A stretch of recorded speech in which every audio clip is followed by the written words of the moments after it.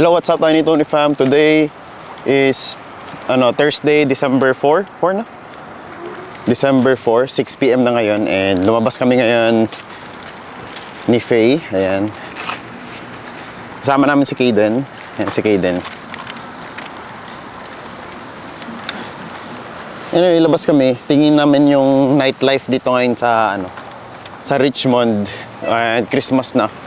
So, tingnan naman yung itsura ng number 3 road. So, number 3 road is the main road here in Richmond.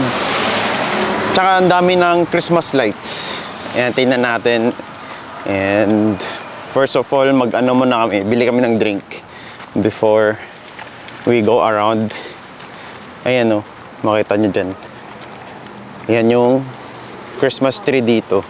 Tsaka dyan na rin yung mall. Pero anyway guys, bili muna kami ng drink dito sa Tim Hortons.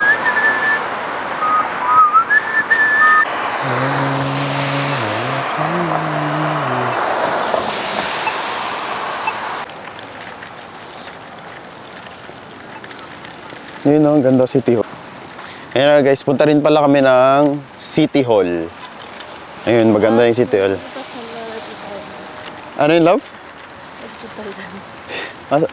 Trip store. Gusto niya mag-trip store kami. May newly open kasing trip store nearby. Ang ganda niya. It's by Salvation Army. Ayun, mga okay naman. Mga bago pa yung mga damit. May mga tags pa siya. Ayun guys, bilhin na kami ng drink dito sa Tim Hortons. Ayan, bili siya. Simple lang naman. Parang, alam mo, weird ko guys. Alam mo, kahit ang lamig ng panahon, siguro meron iilan sa inyo. Kahit malamig yung panahon, malamig din yung drink. So, malamig ka? Ano na lang, ice cup. Yan si Kaden na. Say hello. Hi. What do you want to eat? Hindi niya rin alam. Ay, sorry. Hala, nahiya. Mami, nahiya siya. Nahiya daw siya. Mga ganun siya. Nahiya ka? Okay. Guys, so, Tim Hortons Pizza. Cheese lang. Tim Hortons Cheese Pizza. Ano pangalan nito, love? Ano pangalan nito? Kalimutan ko. Basta something stuck. You know, para siyang ham. Yeah. Beef bacon. Parang ganun. Yung kay Kaden, may fry si Kaden.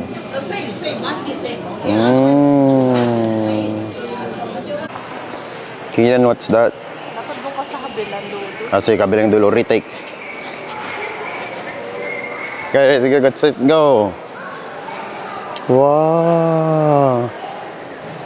Wow. Wow. Happy ka na lang. Scripted. Happy na? Asan tayo? Sa shoppers. Shoppers? Ang gagawin natin sa shoppers? Kunin natin yung pabango ng dinigay sa akin. Wow. Sana all. Iyan natin. Pabango na J-View. Ngayon pala guys, nasa shoppers kami. Ang kwento niyan, nandito yung pinsan ni Faye. Kailan nga ba? Last month na. Pumunta kami ng Shoppers, Vancouver. May nakita kaming mga iba't ibang klaseng pabango in one box. Bibigyan ka ng 10 samples, and then pag may nagustuhan ka doon sa out of 10 samples, isa lang, pwede mo siya ipa-exchange for 50 ml. So, nandito kami ngayon kasi ayun na nga, may nagustuhan na si Faye na i-exchange doon sa binili namin. Ito yun siya guys, so ito yun. Yan na guys, kagaling lang namin sa Shoppers. Wala palang stock nung gusto niyang pabango. So, kasi kaka-Black Friday lang last week. So sabi nung nag-assist sa amin, balik na lang kami next Tuesday. Every Tuesday sila nagre-restock. So hopefully next Tuesday, in stock na yung yung gusto ni Faye na pabango. So, ayun na guys, we're heading down to JYSK or London Drugs? Hindi ko alam. Actually, hindi ko na alam yung point ng video to. Ano na lang, samahan nyo na lang kami kung asan man kami pupunta. Ayun, mag-London Drugs na lang muna kami and then JYSK na lang din. Eh, kung hindi namin mahanap yung ano, actually guys, naghanap kami nung ano, lalagyan ng plato. After mong hugasan yung dish rack, ayun. So kung hindi namin mahanap dito sa London Drugs, sa tingin ko pinipray niyang wala para mag-JYSK kami. Ala! Mag-JYSK na lang kami. Tara na, diretso na tayo dun. Tara, sige. Sige guys, sama kayo. Kaya matatakot.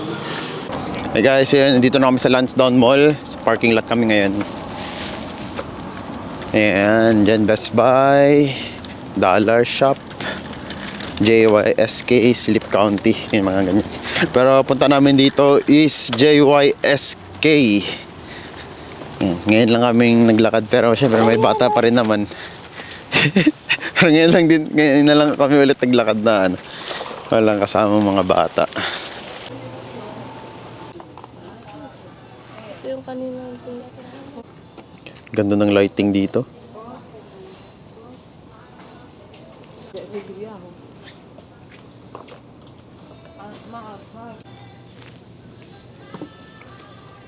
Asan? Quick storytelling guys, yun nga pala, nag-winners kami sandali and then nung lang, tingin-tingin lang tapos nakakita ng necklace si Faye. Eh, yung story behind nung necklace na yun, eh, itong si Bryce kasi di ko alam kung anong pumasok sa isip niya, kung nainggit ba siya sa ate niya or whatever, for whatever reason, sabi niya, ugly daw yung necklace ng ate niya. Hinila niya. Eh, ayun, nasira. Yung pinagalitan ko. Ayun, nag-sorry naman. And then, ayun. Yun yung story behind those. Kaya tumingin-tingin kami ng necklace. Eh, sa Christmas na lang. Yun na lang yung gift namin kay Sofia. Ayun, umiyak si Sofia nun. Tapos after nun, nagkasakit sila. Ayun na, quick story lang naman. Ayun, dito kami sa JYSK. So, isa sa mga namin, planong bilhin is bunk bed. Kasi in the future, yung small bedroom namin is gonna be Sofia's room. But for the meanwhile, while they're still young, we're gonna be sharing the master's bedroom with ito. Yung mga ganito. Sa baba kami ni Faye, sa taas si Sofia. And meron pa kami isang folding bed na pwedeng higa ni Bryce. Ikaw na.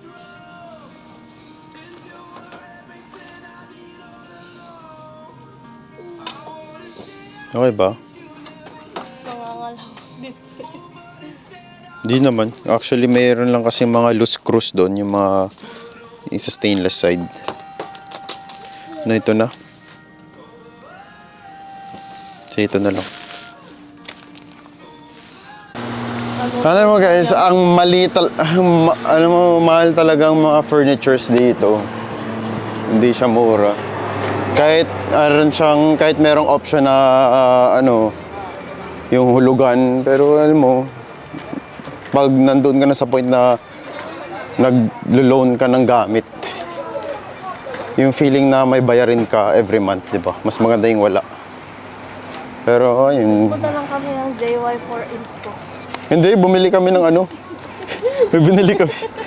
Ayan, kami, may binili kaming ngayon dish rack, yung nabili na namin. Punta lang talaga kami doon para tingin ng decoration. Tingin-tingin ng decoration. Para alam ko na yung hahanapin ko sa thrift store. Para inspiration. Inspiration daw. Mahal kaya ng decoration kasi dito. Oo nga eh. Oh, yung Christmas light na kapranggot kay $35. Yun na guys, yun rinig yung mahal ng Pero in today's age, time and age, wala na talagang mura. Kasi tumaas yung presyo. Ang kailangan lang tumaas is sahod. Oo, totoo yan. Kailangan mo mag-up yung kung kailangan mo mag-catch up, dapat mag-catch up ka rin sa sa career mo, mga ganun, source of income mo. Upgrade ka. Upgrade ka din. Upgrade mo din sarili mo, di ba? Pero anyway, ano, therapeutic. Ayan, parang zombie land. Actually, ano, medyo parang nagsha-shower konti. Kaya nga eh. So, si Bryce and si Sofia, nasa ano sila, sa grandpa and grandma nila. And, ano, actually, guys, may sakit pa sila eh. Umiinom nga sila ngayon ng antibiotic. Umiinom nga sila antibiotic, amoxicillin. Ako hindi ako na-check up eh kasi may work ako. Pero most likely meron din akong kung ano meron sila kasi sabay-sabay kami nagkasakit. Pero ako yung unang nawalan ng lagnat. Siguro dahil na rin na hinayaan talaga ako ni Faye na makatulog at makapagpahinga. Kaya yun na medyo mas fast recovery ako. Eh siya kailangan niyang ano, nagigising-gising din niya. Oh, though nagigising din naman ako, pero mas marami yung gising niya kasi si Kaden sobrang dependent sa kanya. Like yung pag-drink niya ng milk and mga kaunting mga bagay na hinihingi. Si Kaden talaga, hinahanap niya mami niya. Siyempre, Ayaw sa akin. yung dalawa din. Oo, kahit si Bryce and Sofia. Baging nasabok ang bibig ni Sofia at ni Bryce, ano eh, I want mommy, I want mommy. Ayaw talaga sa akin. Eh, syempre, iba talaga yung motherly love. Pero looking back, nung bata ako, di ko alam dito. Pero sa mami lolo, mami lola at daddy lolo ka, di ba? Mostly. O, yun. Ako din, hindi ako masyadong makadaddy nung nagkasakit ako ng bata ako. Kaya Auntie Judith, sa atin ni daddy. Eh, ganun talaga. Lagi mong kasama siya. Sino? Kung sino yung lagi mong kasama ka. Kung sino lagi mong kasama. Yun yung ano. Oo. May time pa ata tayo guys eh. 8 o'clock na. Pero may time naman siguro kaming ano, pumunta ng City Hall. Ayan, tingin lang sandali. Tsaka di na namin napunta yung Christmas tree. Maybe some other day or kaya namin ngayon. Punta namin ngayon. Sige. Yung mukha niyo eh. Kasi nagsha-shower guys eh. So we'll never know. Pero check out namin ng mabilisan para makita lang namin na itsura. Ano mami? Okay ka lang? Ba't ka sad? Doon na, late na kasi tayo lumabas. Ano yan? Hindi na tayo nakaabot sa trip store na gusto ko. Ay, meron pang isa. Ay, tumigil. Bago din. Yun, di ko pa yun napuntahan eh. Ay, umayos. Kala. Ano yun? Mama, ano pangalan nun? Ay, tara na. Nandito kami ulit ngayon sa Richmond Center. Kasi nandito yung Christmas tree. Pero dito na kami pumasok kasi ang lamig sa labas. Haba ng lakad natin, no?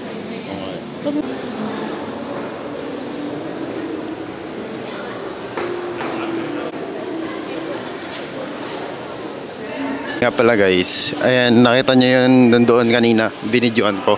Arabica. Ilang years na yan dyan naka-standby. That used to be Starbucks before. Eh, lumipat na yung Starbucks.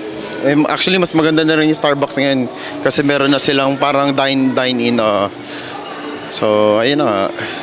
Arabica na yung nag-replace. And nabring up ko na yung Arabica kasi nung nag-Whistler kami, noon namin first time makatikim ng Arabica, which was last month lang. Masarap siya actually. Aesthetic, para siyang ano, yung feels niya parang yung Arabica. I think. Pero ayun na, parang siyang alien vibes. Na? Yun ba yun? Alien, like parang Cave. ay cave, parang something, parang mysterious vibe siya. Yan na, kita ka ng Christmas tree. Tingnan natin yung reaction ni Kaden. Kaden! Kaden.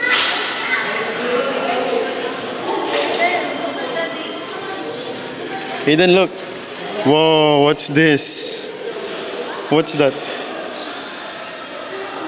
Wow! Lapit nga kayo para makita natin gaano kalaki. Ano ba? Mas malaki ba to sa ano? Mas malaki ba to sa Vancouver?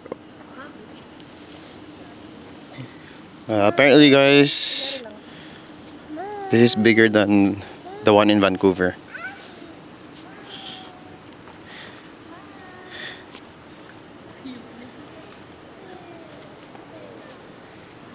Ayan na guys, kita na namin yung Christmas tree. So punta tayo ng City Hall. City Hall tayo. Ang ganda. Wow! Okay then look. What's that? Ayan na guys! I can see it from here. I can see it from there. Dito ma-appreciate mo yung mga ano, places na may decoration kasi hindi naman kasi lahat nagse-celebrate ng ganyan, 'di ba? Ng Christmas. Sa Philippines talaga. Unlike sa Pinas, kahit saan ka tumingin, merong 5 months before pa lang, bare months pa lang. Oo nga, September pa lang may mga decoration na. Kaya tayo, pag nakakita tayo dito, parang picture, ganyan. Kasi nga, Napakita natin. hindi naman tayo madalas nakakakita ng Christmas decoration. Kaya nakakami sa Pinas. Kung gusto mo magmuni-muni mag-isa, ikaw lang dito. Muni-muni ka lang. Sipin mo. Diba? Sipin mo yung mga problema mo. Sipin mo, paano ka makaka-uwi ng Pilipinas sa susunod na Pasko? Sabihin mo, kailan kaya? Is advising ha. Yeah. Ayan o, pasok tayo. Kung single lang ako eh. Uy, baka makuryente tayo. Baka makuryente. Mauna ka. Charot. Niloko lang kita. Siyempre, niloloko lang kita. Amazing na amazing si ano. Ba't hindi nila nilagay dito yung malaking Christmas tree? Pero I guess neighboring lang naman yun. Hindi nila nilagay dito kasi pag mamay-ari siya ng mall. Hindi siya pag mamay. Like, it's more like, it should be the city hall. It's okay. Totoo lang late ko na na-feel yung ano, yung Christmas ngayon kasi nga nagkasakit tayo. Hindi katulad ng Next, ano na lang, Ay. next time, sama natin sila Bers ulit dito.